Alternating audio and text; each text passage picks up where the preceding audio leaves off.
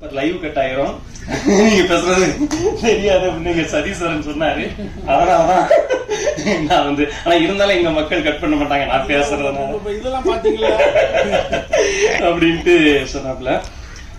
ஐயா வைகுண்டருடைய வாசகம் ஒண்ணு உண்டு. 2014 ரொம்ப துயரமான ஒரு காலகட்டத்துல வந்து தேவதாஸ் ஐயான்னு ஒருத்தர் அவருக்கு இறந்துட்டாரு.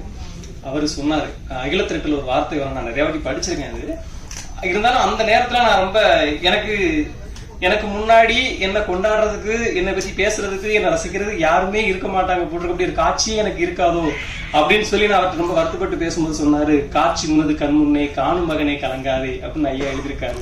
நிச்சயமாக நீ என்னென்ன காட்சியெல்லாம் கற்பனை பண்ணி வச்சிருக்கியோ அந்த காட்சியெல்லாம் ஐயா தோன்ற வைப்பார் ஐயா தேவதாஸ் ஐயா சொன்னாரு. அவரும் ஐயா வைகுண்டர் மாதிரி தான். இந்த காட்சியை நான் கற்பனை பண்ணி வச்சிருந்தேன். 2026 இன்னைக்கு நடந்திருக்கு.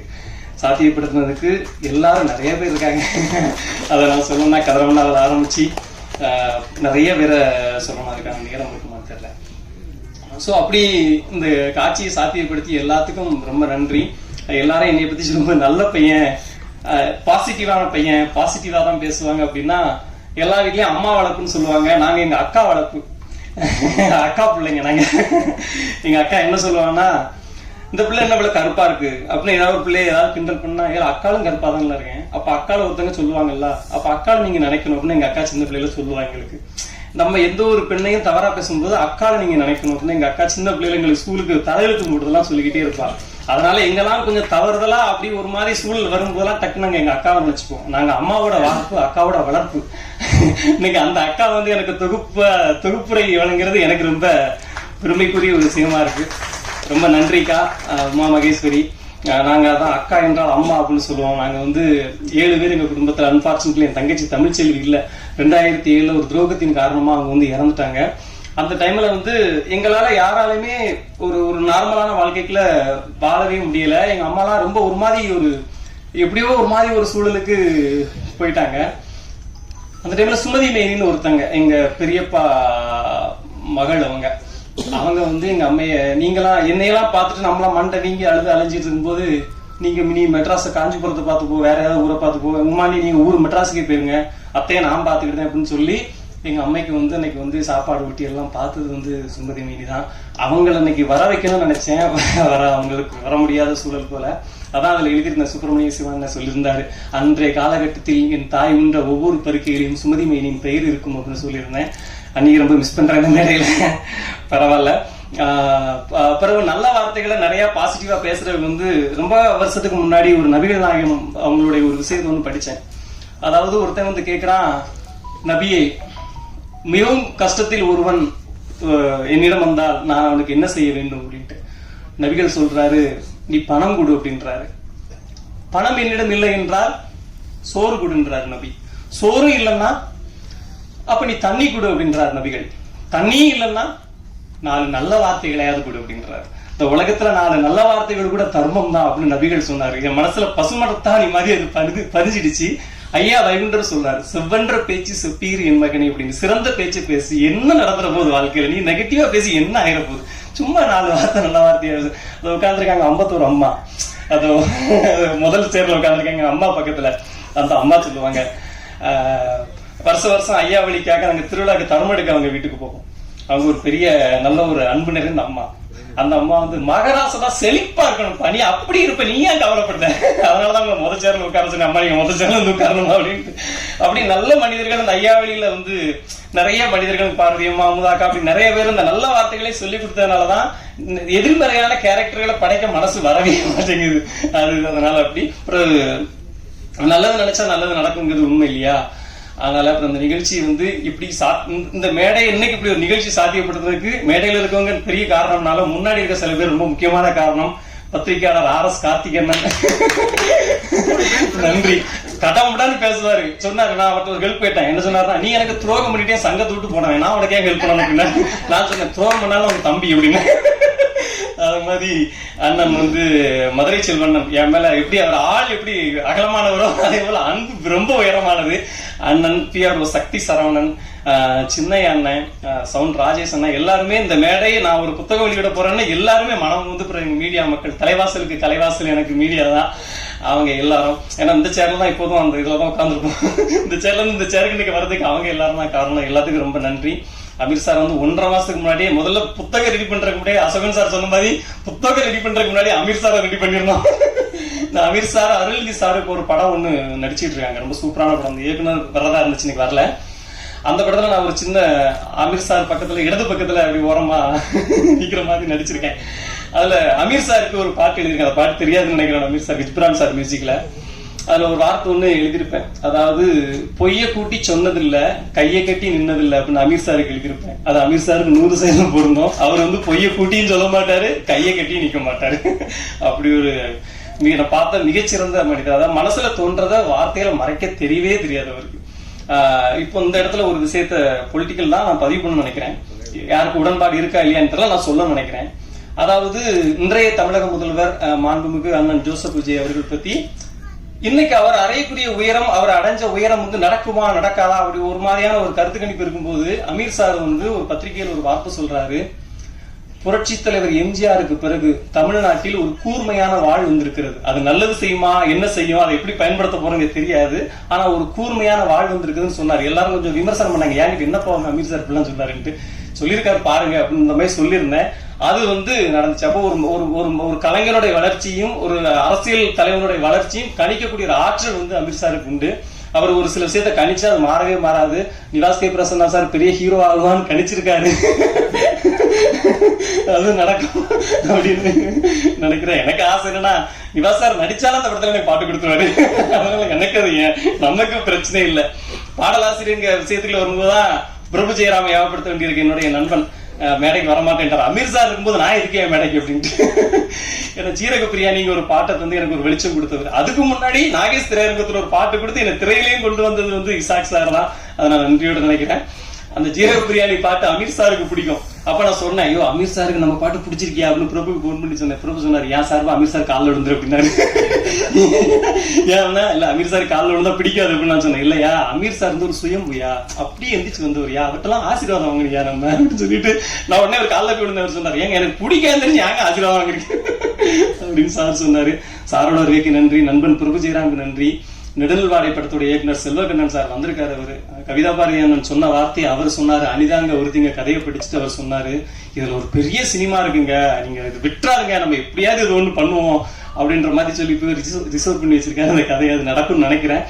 இசாக் சார் அந்த கதையை வந்து சொல்லியிருக்காரு, இதை கண்டிப்பா பண்ணணும், இது காலி ரெண்டையுமே நம்ம கொண்டு வந்து அப்படின்னு சொல்லியிருக்காரு. இன்ஷா அல்லா ஐயா உண்டு நடக்கும்னு நினைக்கிறேன்.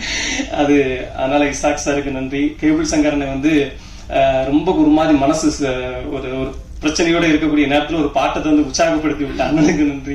கவிதா பாரதியன் சொன்ன மாதிரி அப்ப கவிதா பாரதியன் என்னைய புன்னைக்கையா தெரியினாரு. கவிதா பாரதியன் வந்து என்னை வந்து அந்த எழுத்து சார்ந்து நிறைய தெரியும். அசோகன் சார் மூலமா, மருது சார் ஒரு வாட்டி சொல்லியிருக்காரு, நம்ம திருமாவளவன் சார் இருக்கும் கலைஞர் டிவில இருக்காரு, அவர் சொல்லியிருக்காரு, நிறைய பேர் வந்து அண்ணனை சொல்லியிருக்காங்க. அண்ணன் அப்படி தெரியும்.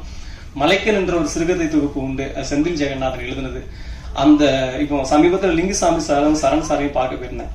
அப்போ வந்து லிங்குசாமி சார் கேட்டாரு, நிறைய வாசிக்கிறீங்க ஜெகன், இப்போ கரெக்ட்ல நல்லா எழுதுற ஆளு யாரு அப்படின்னு. பக்கத்துல பொறுப்பையா இவன் நல்லா எழுதுவோம் அப்படின்னு என்னைய சொன்னாரு. நான் சொன்னேன், இல்ல செந்தில் ஜெகநாதன் ஒருத்தர் இருக்காரு, ரொம்ப அற்புதமா எழுதுறாரு அப்படின்னு சொன்னேன்.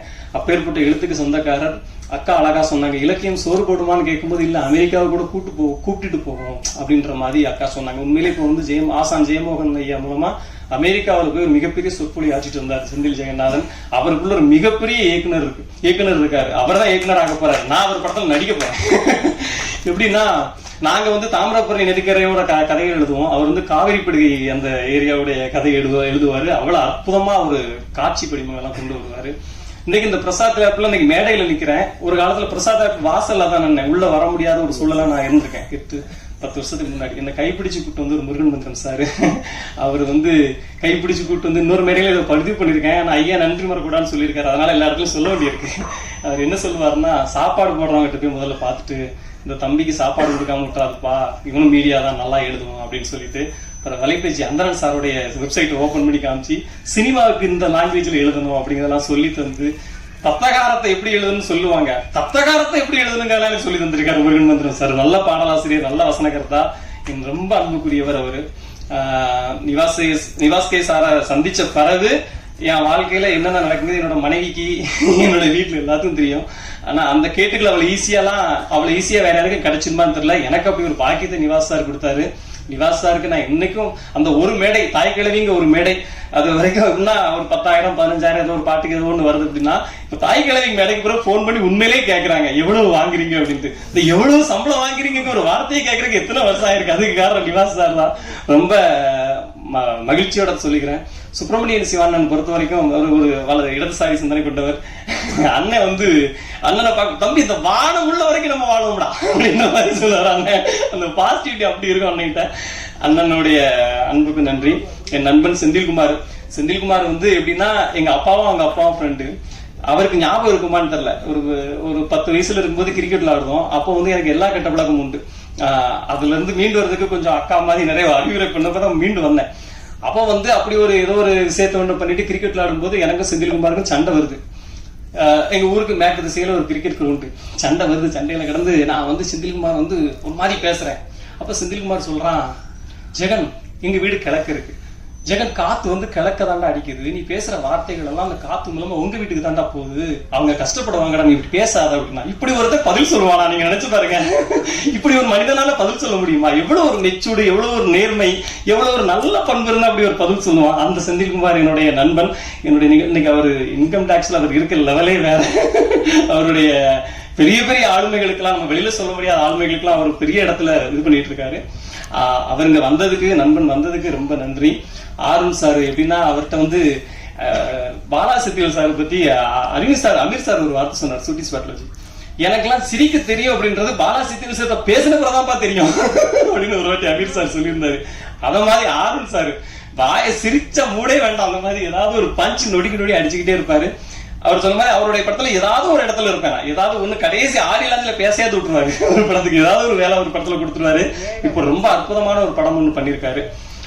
நல்ல நட்புக்கு சொந்தக்காரர். அந்த நட்புக்குள்ள அந்த கூட்டு பொண்ணு அன்னை கேஎஸ்கே செல்வாங்க. கேஎஸ்கே செல்வாங்க எப்படின்னா ஒரு பிஆர்ஓ, பிரபலமான பிஆர்ஓ.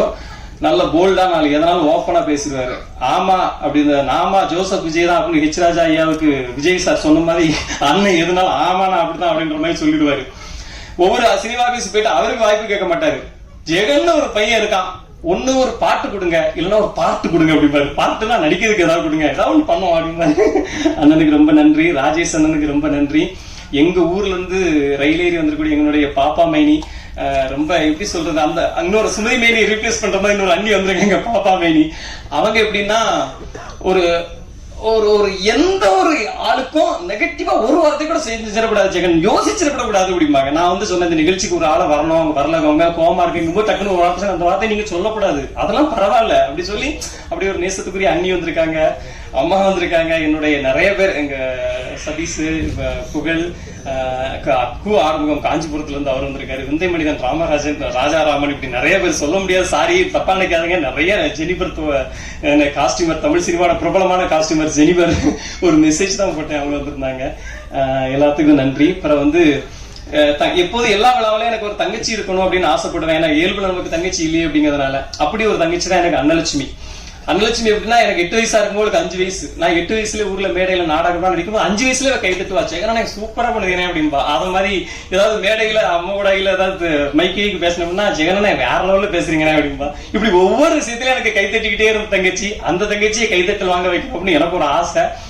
எங்க அக்கா மேடையில இருக்க என் தங்கச்சி இருக்கணும் அப்படின்னு ஆசைப்பட்டேன். அதை ரீப்ளேஸ் பண்ற மாதிரி வந்தாங்க. பேச தெரியாதுன்னு சொல்லி எனக்கு தெரிஞ்சு அதிக கைத்தட்டல் வாங்கினது அவங்க தான் நினைக்கிறேன். ரொம்ப அற்புதமா பேசினாங்க, சூப்பரா பேசுனீங்க. அவங்களுக்கு நன்றி. எல்லாத்தையும் கவர் பண்ணிட்டேன்னு நினைக்கிறேன். ஏதாவது கவர் பண்ணியிருந்தாலும் மன்னிச்சுக்கிடுங்க. அடுத்து லைவ் எல்லாம் ஓடிக்கிட்டு இருக்கு. அமித் சார் இருக்காங்க, மணி, ரேகா, 2 காதல் ஜோடி, காதலர்களாக கணவன் மனைவியாக 2 தமிழாசிரியர் 2 பேர் வந்திருக்காங்க. ரொம்ப அற்புதமான மனிதர்கள் அவங்க. அந்த மணியோடைய வாழ்க்கையெல்லாம் ஒரு படமா எழுதலாம், ஒரு கதையா எழுதி வச்சிருக்கேன். நிச்சயமா அதை அடுத்து பதிவு பண்ணுவேன். எல்லாரையும் சொல்லிட்டேன்னு நினைக்கிறேன். ஏதாவது தப்பு தவறுகள் இருந்தால் ஐயா பொறுக்கணும்னு சொன்ன மாதிரி மன்னிச்சுக்கிடுங்க. அன்பும் நன்றியும்.